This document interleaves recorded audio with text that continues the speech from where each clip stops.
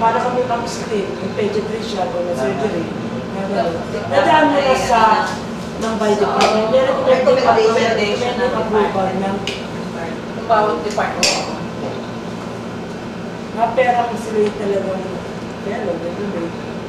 Paano yung mga family? Pero, depende. Kaya na credentials. Depende kung ano yung pinasukan mo, especially. Sa ngayon, patulad member ka na family med, si Maring Elia, kung anong ina-premyo sa PAMS, hindi na lang i-evaluate sa'yo. Hindi, katulad ng asawa ko. Pero yun na, wala naman nakalagay ko. Ano yun? Pelo na. Pelo of what? Of PAMS lang nakalagay? Wala po na nakalagay. Family med kasi. Isa-isahin nga natin para ma-listen natin yung mga concern. Para pag attend natin sa business meeting, may i-raise natin yung mga issues. Katulad ng apply siya, binigyan naman. Hindi ko lang nakakapit na kung ano paano ka kailan ka diplomate, kailan ka pelo. Hindi, sinasabi ko nga kung ano yung story kasi ng PAMS, ang pinakmataas na binigyan ng certification is fellow. Yun yung sa perception ng PAMS. But nagbigay din sila ng diplomate. Ang diplomate na binigay nila, ito yung mga MS passers. Ibig sabihin, talagang legal na eh. Kaya kapag nagkaroon ka ng diplomate na certificate, pasado ka ng MS. Sa ibang Baliktad. Baliktad. Sa ibang society. Pelo ang mataas. Kaya mas mataas yung fellow sa atin. Yun ang kinukuha natin. So all fellows are Hindi, MS ano kasi passer. ang diplomate, inano nila as associate ng dati. Oo. Associate fellow, kaya hindi naman nila diplomate. Now they are, whatever, now they are redefining the terminologies. Kasi nga, nagkaroon dyan ng maraming issues. Okay? So, rather than deal with the prolonged debate, let's proceed with the agenda. So, may concern pa membership and credentials. Kanina, nag-meeting nga kami ni Marlene and more or less nagbigay ako ng directive kung paano, how do we go about this. And I think we have to, sabi ko na nga na ang automatic na tinatanggap natin sa new members ay yung pasado na ng MS, automatic yun. And itong previous members ng PAMS na hindi pa na doon sa laban. Ang problema natin ngayon ay yung mga gusto pumasok katulad ng mga diplomate na sa ibang societies, ang dami nag-a-apply. Paano natin i-screen? Yung dalawang credentials na nila na sasabihin.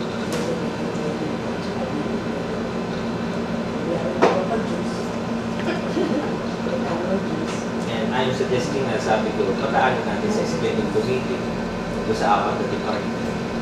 Na-recommend din ako naman ng department. Ngayon, yung content ng committee, sino yun? Yun na yun ang kuhan para ma-activate na natin. Oo, kasi kung baga mag-perform tayo ng screening committees for the different department, na bawat department, bawat screening committee ng department na yun, may members. Ang ano natin ngayon, sino-sino ang nating members? Nag-suggest ako kay Marlene kung pwede, ito yung mga senior na mga members natin na nagpa-practice dito na respected sa kanilang field. And katulad yan, Dr. Mortos, sample lang ko sample lang. Dr. Mortos, alam natin siyang halos pato ng surgery ngayon dito. Siguro isa dapat niya sa makasama. But the thing is, hindi siya sumama pa sa local natin. So, ang strategy yung kinuha kay Marlene, kung pwede, tutukan na lang natin na, Doktor, magbayad na kayo ng kuha para magamit na natin siya na isa sa mga screener. Sample lang hindi ko ninonominate si Dr. Porto sa sample lang. Kasi kulang tayo eh. Kung mamimili tayo sa 25, parang kakapusin tayo. At least mga tatlo, tingin ko tatlo, isang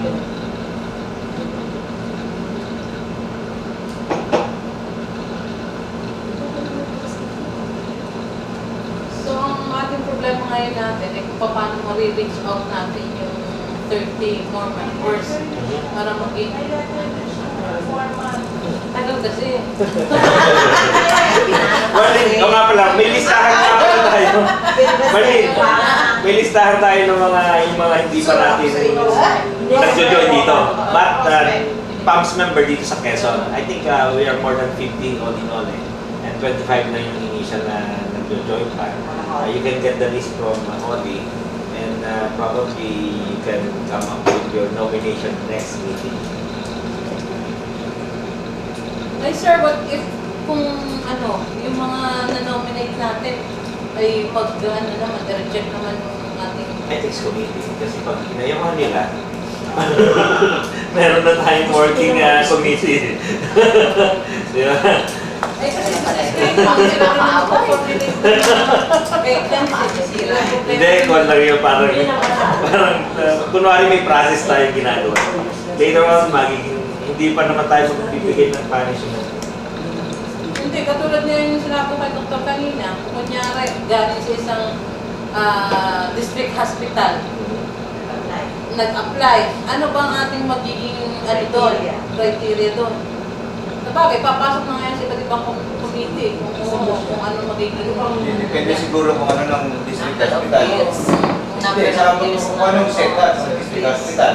Kung ang district hospital, ang setup is departmentalized, ay pumasok ka dun sa specialty. Meron pa. Specialty. Pero ang district hospital, general, ang category mo ay family medicine. Right now, nagbibigay tayo ng associate fellow. So kung wala pang category, pwede natin ilagay. But we have to confirm this with the national kung ano yung criteria ng associate fellow.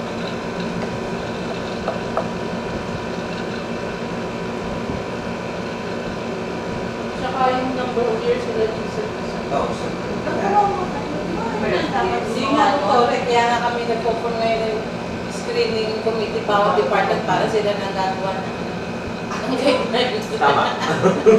Kasi sa kanya yung procedure ng call. Siya lang magtatouch doon sa screening committee na i-activate. Kaya nga katulad lang sa district yung mag-i-get ko yung I-ano natin, ipapasok natin under family medicine.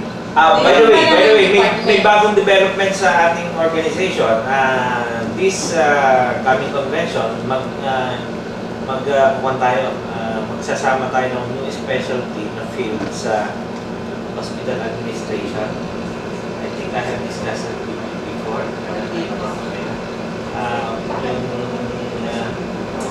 Public health. Medical specialist on public health. So yung mga director ng hospital, kung meron silang master degree dito sa hospital administration, yun ang pwedeng applyan sa atin. Ito po, Hindi ang may department of medicine. oo, sila bang gusto natin. Member natin. Maging member na sila yung committee sa medicine. So, OB. Oo. So, obviously, si Bossing. Bakit hindi naman ako nilig-chairman na?